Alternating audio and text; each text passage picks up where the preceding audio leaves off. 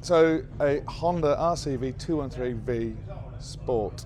So in 2015 Honda brought this bike out as a road bike, and it's based on the 2013 Marc Marquez factory Honda RCV with a couple of exceptions. So the frame, the swing arm, the crankcases, the con rods, the gearbox and the clutch are identical.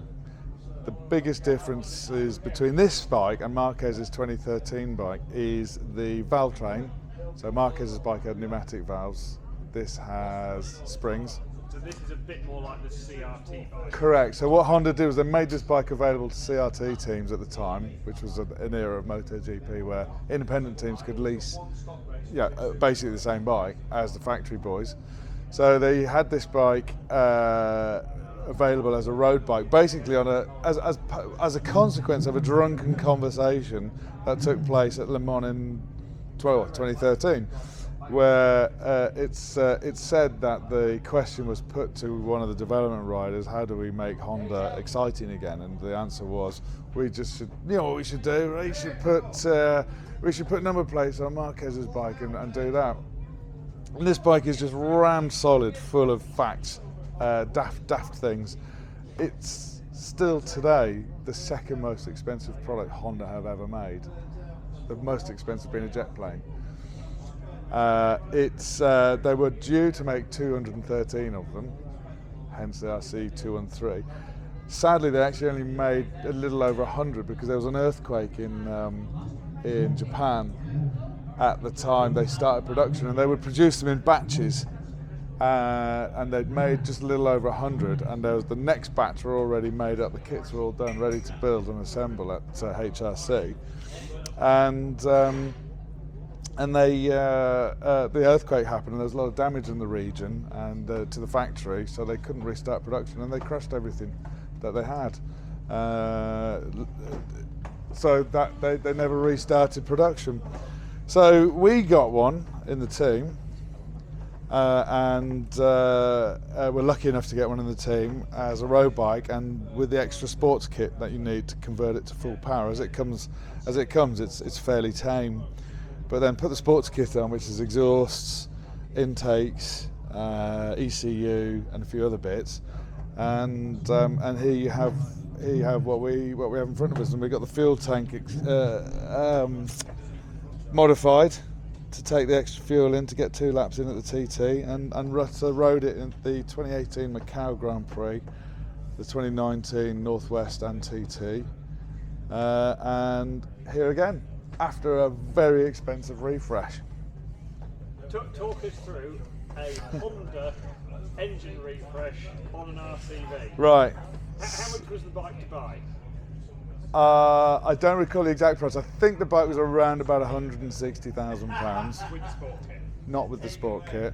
That was another 20 or 30 grand, give or take. I mean, there's so much trick stuff on here. The brake calipers are Brembo's lithium calipers. Original fitment. That's original fitment, yeah. So yeah, the K-Tech forks aren't, no, because as a team we run K-Tech, so they built the forks for us on that and the rear shock. So the bike comes on Öhlins, but we're, as I say, we're one of K-Tech's factory supported teams, so they made the suspension for us. But the brakes, the lithium calipers, I think they're about 5-6 grand a piece.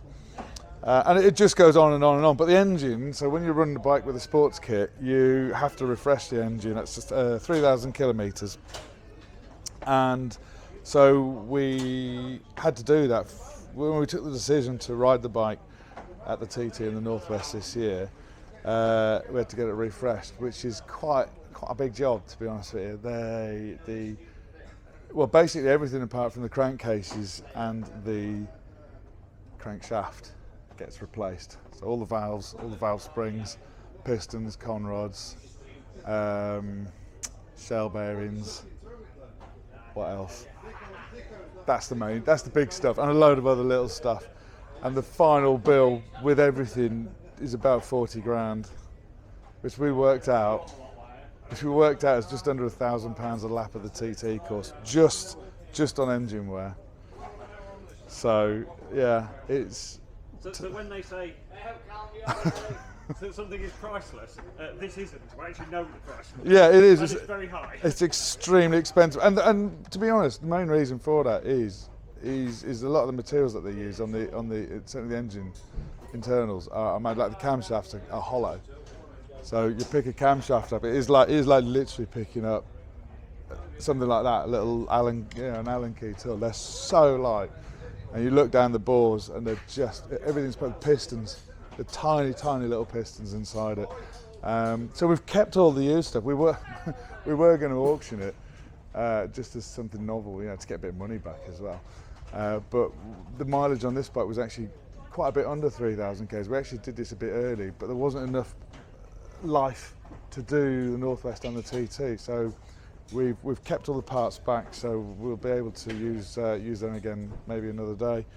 But it's just a beautiful thing. Have you seen the exhaust around here? Don't know if you had those in the camera. You might not be able to see.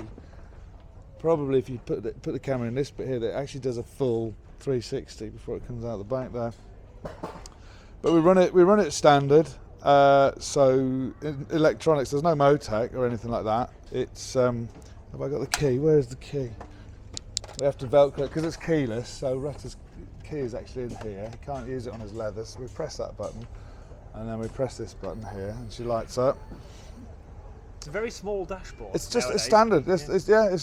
There's nothing special. So we have it in the full power mode. As traction's off, and it's got the most engine braking. There's our mileage now. We've done a bit of mileage here. Cracking. And if your microphone's up to it, I can start it or try and start it. It should start. 100%.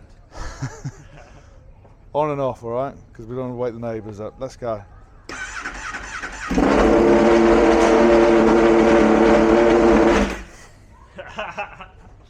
It's not subtle. Yeah, it's not, and I've actually had the luxury. In fact, I need to shout for this bit. I've had the luxury of actually being overtaken by this twice in practice, and both times I actually thought there was something wrong with my bike. The next time I hit the brakes. So, cracking. Thank you very much, Johnny. No, you're welcome. Thanks for having a look. I hope you enjoyed it. Thank you to the Bathams lot for letting us come in. And if you want to see this on track, you need to go to the Isle of Man. Yeah.